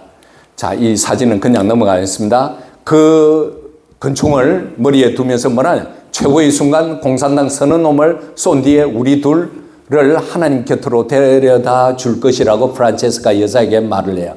그러면서 잠자리 들 때마다 프란체스카 여사는 또 이렇게 전쟁 중에서 유머가 있어요. 우리 티켓을 잘 간수하고 있어요. 이렇게 이야기를 해요. 그래, 잘 있지. 이승만 대통령이 대답하는 장면입니다. 참, 가슴이 찡하지 않아요? 예. 그러면서 이제, 대전이 함락이 되었어. 7월 20일 날. 그리고 이제 대전에서 이제 대구로 또 임시 수도를 옮긴 거예요. 그러면서 어떻게 해요? 전세가 굉장히 안 좋으니까 무초가 왔습니다. 각하, 지금 큰일 났습니다. 라고 이야기를 한 거예요. 그래서 이제 이거는 아니네요. 이거는 이승만 대통령이 이제 가기를 할 때였습니다. 어떻게 이야기하냐면 대구가 최고의 결정장이 되어야 하고 모두가 죽을 각오로 지켜내야 한다라고 이야기를 했습니다. 그러면서 이승만 대통령은 또 밤에 마미에게 이렇게 이야기를 해요. 프란체스카가 저기 대구 방선을 뚫고 들어오면 제일 먼저 당신을 쏘고 내가 싸움터 나가겠다고 한 거예요. 이승만 대통령이 국민들을 두고 도망갔다는 거 이제 여러분들 이제 꿈에도 생각하지 않아야 됩니다. 아시겠죠? 그러면서 내 손을 꽉 붙잡으면서 다시는 망명정부를 만들지 않을 거야. 우리 군인들과 함께 여기서 최고를 마칩시다 라고 아내의 손을 붙들면서 이야기를 하고 있는 대통령입니다. 그러면서 피난 가고 있는 사람들 울부짖는 그 모습들을 보면서 이승만 대통령이 창틀을 움켜쥐면서 기도를 해요. 하나님, 하나님, 어찌하여 이 착한 백성이 이런 고통을 당해야 합니까? 결전의 순간은 다가옵니다. 우리 한 명이 적군 10명을 대적할 수 있는 힘을 주시옵소서라고 기도를 하게 됩니다. 그러면서 아까 전 말씀드린처럼 무초가 수도를 옮겨야 된다고 하니까 이승만 대통령은 무초를 이렇게 들이대면서 아니다, 차라리 죽겠다라고 이야기를 한다는 거죠. 그렇게 해가지고 부산에 임시 수도를 이제 차리면서 이제 국회의사당에서 이제 브리핑을 받고 있는 장면들이 되겠습니다. 자, 남정우 선생이 뭐라고 이야기했냐? 이승만 대통령의 3.1은 참으로 이렇게 평가하고 있습니다. 앞서 말씀한 것처럼 이승만 대통령이 그 혼자서 그냥 전쟁 매뉴얼을 짠 것이 아니었다는 거죠. 그가 청년 때부터 벌써 이러한 훈련을 하나님께서 주셨다는 겁니다. 예, 이러한 책들을 통해서요, 자기 서적을 통해서. 그러면서 이승만에 대해서 75세 노인이 감당하기에는 너무나 버거웠고 가히 살인적인 스케줄이다. 누구의 도움도 없이 짜인 이승만의 대통령의 3.1의 행정은 완벽 그 자체였다 라면서 당시 아무런 매뉴얼 없던 시대였다 라면서 이승만에 대해서 이렇게 하지만 이승만 대통령은 그것을 완벽하게 해냈다고 말씀하시면서 국가 지도자로서의 그의 위대성이 돋보이는 대목이다라고 이야기를 했습니다. 자, 예. 그래서 지금 이제 40분 했다고 해서 임시 수도 기념관은 제가 걸어 올라가면서 설명을 하도 될 거는 같습니다. 그래서 그 부분은 빼고요.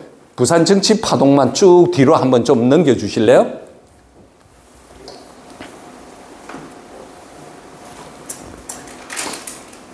예, 쭉 넘겨주시겠어요? 계속. 예. 부산 정치 파동만 한 10분만 하고 이제 올라가겠습니다. 예. 그 다음.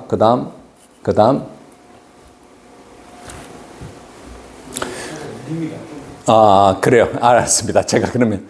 어때요? 여러분, 막 제가 오랜 시간 동안 강의하는데 지겨워요? 힘들어요? 어때요? 이런 역사 강의를 처음 들어보죠? 예. 이게 거짓말인가요? 아니죠? 예. 이승만의 그 마음을 여러분들에게 전달하고 있는 거예요. 그 프란체스카 여사가 쓴 기록물들을 제가 그대로 읽어드려요. 부산 정치 파동에서는 이승만 대통령이 직접 기록한 내용들을 다 우리가 찾을 수가 있어요. 자, 부산 정치 파동, 이제 여기, 예. 이제 중요한 것은 부산 정치 파동에는 뭐냐면 미국이 이승만을 제거하기 위해서입니다. 그 이유를 설명할 거. 두 번째, 이승만은 대통령 직선제를 통해서 국민에게 주권을 돌려주는 굉장히 중요한 것입니다. 그런데 좌익들은 어떻게 이승만을 헌담을 하는지 여러분들에게 보여드리겠습니다. 자, 부산 정치 파동의 진실은 뭐냐면 1952년 5월 25일이 이승만 대통령이 계엄령을 선포한 거예요. 이것 때문에 이제 문제가 생기고 정치 파동이라고 하는 겁니다. 이것은 결론은 뭐냐? 미국과 싸워 이긴 민주화의 혁명이라는 거죠. 왜? 무초 대사가 장면을 만나면서 한국에 말 잘 듣는 대통령이 있어야 되겠다. 왜 그러겠어요? 전쟁 중에 왜 지도자를 바꾸려고 했겠어요? 예? 예, 휴전 협정을 하려고 하니까 이승만 대통령 휴전 협정을 찬성했어요? 반대했어요? 반대했어요. 우리는 북진 통일을 해야 된다. 그러면서 계속 우리 북한 고생하는 동포들을 구해내야 된다. 이것이 이승만의 사명이었다는 거죠. 그래서 반대를 하니까 어때요? 미국 말 고분고분 잘 듣는 사람을 대통령 앉히려고 장면을, 심지어 기록물에 뭐라고 되어 있냐면 목소리가 부드러운 사람 이렇게 기록이 되어 있다고 합니다. 자, 그 내막을 말하겠습니다. 이 정치 파동을 통해서 좌익들은 이승만을 독재자로 맹폭을 합니다.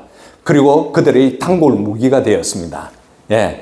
6.25가 한창인 상황에서 전시 수도 부산에서 이승만이 자신의 독재 권력 연장을 위해서 계엄령을 선포하고 군대를 동원해서 국회의원을 체포했다고 이걸 가지고 무력으로 헌법을 개정하고 임기 연장을 한 민주 파괴의 공작이라고 비난을 합니다. 자, 그러면 부산 정치 파동은 이제 그 진실을 대해서 여러분들에게 말씀드리겠습니다. 다시 한번 말씀드리지만 이것은 국회를 탄압했다고 좌익들이 이야기하고 있고 독재 정권 확립하기 위한 목적이라고 했고 대통령 직선제 개헌안을 제출에 이에 반대하는 국민들을 강제로 연행했다고 이야기합니다. 참고로 당시에 재헌국회 국회의원들의 임기는 2년이었어요. 그러니까 50년 5월 30일에 치루어졌습니다. 그런데 놀라운 것은 뭐냐면 정당 의원들이 많이 선출된 것이 아니라 무소속 의원들이 126명, 210명을 뽑는데 무소속이 126명이 뽑혔어요. 60% 이상. 그러니까 처음에는 이 사람들은 다 이승만을 따르던 사람이었어요. 그런데 문제가 뭐냐? 자, 뒤로 넘어가겠습니다. 예. 여러분들께서 이것이 정말 진실인지 한번 좀 확인하려면 이 책을 꼭 읽어야 됩니다. 1952년 부산 이승만의 전쟁 주인식 기자였습니다. 이 사람도 부산 정치 파동이 이승만의 독재였다고 생각해가지고 파고 들어가 보니까 아니었다는 거죠. 이승만의 전쟁이었다고 이야기를 하고 있습니다. 왜? 이승만은 계속해서 북진 통일을 해야 된다는 거죠. 그러니까 휴전 협상을 반대하니까 미국은 1952년 한국 대선을 이용해서 북진 통일을 고집하는 이승만을 패배시키고 미국 의견을 잘 따르는 유화적 인물을 당선시켜서 휴전 협정 체결하고 한반도에서 발을 빼려고 했다는 것입니다. 그러면서 미 국무부에서 계속해서 이승만을 제거해라 이런 오더들이 내어지기 시작했습니다. 그러면 그 당시에 상황이 어떠냐? 국회 상황하고 이승만 상황을 말씀드리겠습니다. 이승만 대통령은 전 후방을 오가면서 전쟁을 지도하느라고 정신이 없었어요. 그런데 국회의원들뿐만 아니라 장면까지도 대권에 젖어 있어가지고요. 미국을 지원을 받아가지고 당시에 장면은 캐톨릭 신자였어요. 그러니까 미국 캐톨릭이 전쟁 구원물자를 많이 보내주는 상황이었죠. 그래서 구원물자를 보내주니까 장면이가 그 물자를 가지고 아까 무소속 국회의원이 많았다고 했죠. 무소속 국회의원들 매수를 한 거예요. 그러니까 돈이 최고지 않습니까? 예? 역사 개념이 없고 신념이 없고 크리스찬으로서 정말 제대로 된 크리스찬이 아니라고 하면 이런 뇌물에 금시 넘어가겠죠. 그래서 이승만을 지지했던 180명 국회의원이 이 대통령에게 등을 돌리고 장면을 따르게 됐다. 이 장면이 굉장히 중요해요. 그러면서 장면은 어떻게 했냐? 부산에 정박하고 있던 미국 병원선이 있어요. 거기에 도망가 있었습니다. 그렇게 하면서 이제 내용이 쭉 나오는데 이제 장면이가 어떤 내용을 썼냐면 5월 29일 날 우리가 빨리 국회 내에서 대통령을 선출해가지고 각 계파에 따라서 이제 장관직을 임명해야 되겠다 이렇게 한 문서를 육지로 보냈는데 이것이 경찰에 덜미가 잡히게 되었습니다. 그러면 이범석 내무부 장관은 그 당시에 뭐라고 국회에 대해서 이야기를 하고 있냐. 마산 김해 방향으로 전쟁이 일어나고 있는데 나라 청년들 외국인들이 계속 죽고 있는데 공산군에 맞서 싸우고 있을 때 국회는 정권 탈취에 여념이 없었다. 국민의 진위는 아랑곳도 없이 이권 다툼 및 정권을 주려는 일념으로 국국을 돌아보지 않는 그런 국회의원들이라고 이야기를 하고 있습니다. 그러면서 중요한 것은 이승만 대통령은 줄고 나라를 국민에게 주권을 돌려줘야 되겠다 이래가지고 직선제를 했는데 야당 연합 세력들은 어떻게 하냐. 4월 17일 날 내각제를 만들어가지고 우리 자체 내에서 대통령을 뽑아야 되겠다 이렇게 한 거예요. 그런데 이승만이 낸 그 직선제를 없애버리고 자기들 내각제 국회 제출하는 것을 이제 승낙을 하려고 했던 것입니다. 그러면서 그들이 5월 29일 날 국회에서 대통령 선거를 기습적으로 하려고 했고 장면을 대통령으로 선출을 하려고 했던 그 내용이 입수되면서 이승만 대통령은 이제 계엄령을 다음날 발동을 하게 됩니다. 그 발동하게 된 이유가 여기 두 가지가 있습니다. 굉장히 중요합니다. 이승만 대통령 건국 직후부터 국민이 지도자를 선출할 수 있는 그러한 자유민주주의 주권을 국민에게 돌려주는 선출을 벌써 하려고 했는데 49년 제정했다가 전쟁 때문에 미루었던 지방자치제를 4월 25일 날 전국에서 실시했어요. 처음에 어때요? 예. 시의원면에서 이제 시의원을 이제 선출했는데 자유당이 대승을 했어요. 그 다음에 두 번째 4월 25일이에요. 그 다음에 5월 10일, 15일 만에 이승만 대통령은 또 도의원 선거를 실시했는데 여기에도 압승을 거두었어요.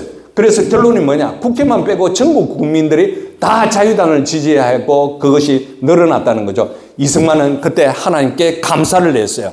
어떻게 국회만 계속 통하지 않고 시의원, 도의원은 다 자유당이 이제 선출이 되었으면 그럴 때 이승만은 하나님께 어떻게 주여 제가 하고자 하는 간구를 받아주신 은혜 감사합니다. 이 나라와 국민들을 구해주신 하나님 명령대로 시행하겠습니다. 혼자 방황하는 어린 양 저의 생명을 바치겠사오니 끝까지 인도하여 주시옵소서. 저는 이 용어에 대해서 혼자 방황하는 어린 양 당시에 이승만은 얼마나 힘들었을까라는 생각이 듭니다. 자기의 생명을 하나님께 바치고 공산 사탄의 물이 벌을 내리셔서 이 땅을 빨리 통일시켜 주의 나라로 만들어 주시옵소서 라고 기도를 합니다. 그렇게 하면서 이승만 대통령은 5월 14일 직선제 개헌안을 다시 이제 5월 10일 날 도의원 승리했잖아요. 그러고 대승을 하게 되니까 이승만 대통령이 4일 후에 국회에다가 직선제를 제출하게 된 거예요. 그러니까 어때요? 야당들은 이제 장면 같은 사람은 놀라기 시작했죠. 국민들은 다 지지하는데 우리 국회에서 자꾸 비토하니까 안 되겠다. 그래서 5월 29일 날 기습적으로 국회 내에서 대통령 선거해야 되겠다. 그걸 하기 전에 미국의 컨펌을 받는 거예요. 장면한테 가가지고 무초한테 가가지고 어떻게 할까요? 이렇게 하니까 빨리 너희들이 대통령 선출해가지고 이승만을 제가 하자 이런 거예요. 그러면서 장면에게 무초가 뭐라고 이야기를 했냐. 2대 선거에서 이승만을 배제하고 장면을 지원한다는 극비 정보를 알려줍니다. 그러면서 무초가 이제 이승만에게 그만 쉬라고 내가 이야기를 했습니다라고까지 이야기를 하게 된다는 것입니다. 그런 이야기를 듣고 5월에 모의 투표를 하면서 5월 26일 날 이제 비상계엄령이 새벽 0시에 이루어져요. 그래서 5월 26일 날 어때요? 국회의원들이 출근할 때 국회를 등원하는 의원들을 출근하는 버스에서 내려라 하니까 못 내린다 이러면서 시비 끝에 통째로 크레인을 꿰뚫려서 헌병대로 끌려가게 됩니다. 그전에는 어때요? 5월 21일이라면 5월 25일 날 이제 계엄령을 떨어뜨리는데 그 전에 도의원 선출된 자유당의 많은 사람들이 와서 내각제 책임 개헌을 반대한다고 이렇게 대통령에게 이제 서류를 주는 장면입니다. 자, 이거는 실제로 기록된 내용입니다. 중요한 내용입니다. 이건 앞에 그 내용은 잘 몰라도 이승만 대통령이 당시 어떤 마음이었는지 내용이 굉장히 많은데 제가 몇 가지만 추렸습니다. 5월 23일, 그러니까 5월 25일이 계엄령 선포했을 때죠. 무초 대사를 면담한 자리에서 이제 계엄령 선포 이틀 전에 이승만이가 무초에게 이렇게 말해요. 나는 앞으로 기껏 몇 해밖에 살지 못하는 것이요. 나는 조국을 위해 못다한 일들이 있기는 하나 그 목표들을 이룰 수 있는 시간이 없다는 것을 알지 못할 만큼 어리석지 않소. 국민 복리에 관심 없는 이들은 자기 욕망을 위해서, 자기 욕망이 누구죠? 국회의원이죠. 권력을 추구하고 있는데 그것을 막기 위해서는 나는 모든 노력을 기울 것이다. 이 문제가 분명하게 되기 전엔 대통령 자리를 떠나지 않겠소. 국민의 뜻에 따르는 단 하나의 길은 국회를 양문제로 하고 대통령을 직선제로 하는 것뿐이며 이 목표만은 대통령직을 떠나기 전에 반드시 이루고 말겠습니다 라고 말을 하는 겁니다. 이승만 대통령이 대통령 당선되고 난 뒤에도 이 이야기를 합니다. 자, 그러면서 미국이 이승만을 제거하는 내용은 이 부분까지만 이제 이야기하고 이제 정리가 될 겁니다. 자, 이승만 대통령이 계엄령을 선포하니까 어떻게 되냐면 미국에서 잘 됐다. 이승만은 휴전을 반대 운동을 하고 교활하고 필사적인 무슨 짓을 할지는 모르는 거야. 그래서 유엔에 의한 이승만을 제거하기 위해서 미 국무성공이 앞장서서 국방성에서 유엔 사령부의 작전을 이렇게 오더를 하게 됩니다. 벤프리트가 이승만을 굉장히 존경을 하고 있거든요. 그래서 벤프리트 당신은 이승만을 지지하는 운동을 하지 마. 그리고 이승만을 설득해가지고 국외 추방하는 세계 여행하도록 한다. 협력을 거부하면 이승만을 예비 구속 연금을 해라. 유엔군이 계엄령을 선포해서 부산을 장악하거라. 그가 한국 정치력 분규를 조정을 맡는다. 미국은 경찰권을 인수해서 과도한 정부를 세운다라고 했습니다. 그런데 놀라운 것은 그 당시에 부산에 있었던 무초 대사가 가장 강력하게 반대를 하면서 이승만의 영구 제거 건의를 하고 암살까지도 포함을 시켰습니다. 여러분들 이 내용은 아마 처음 들었을 거예요. 많이 졸렸죠? 점심 먹으니까 더 졸릴 거예요. 괜찮습니다. 하나님께서 이쪽 귀로 눈을 감아도 들리게 하여 주실 줄 믿습니다. 자, 그러면서 클라크는 어떻게 이렇게 실제로 이승만을 제거하려면 군이 동원이 돼야 되잖아요. 근데 군 장성 두 사람이 반대해요. 누구? 클라크 유엔 사령관은 소극적이었어요. 외교로 풀어라라고 이야기해요. 그리고 벤프리트 8군 사령관 대장은 뭐라고 이야기를 하냐? 미 의회 청문회에 가서 이승만 대통령은 자기 몸무게만큼의 다이아몬드다. 지금 전쟁을 대신할 지도자는 전혀 없다. 이렇게 하면서 미국의 여론이 바뀌기 시작합니다. 이승만 대신 해줄 사람 아무도 없겠네? 이렇게 되어버린 거예요. 그러면서 이승만은 미국의 약점을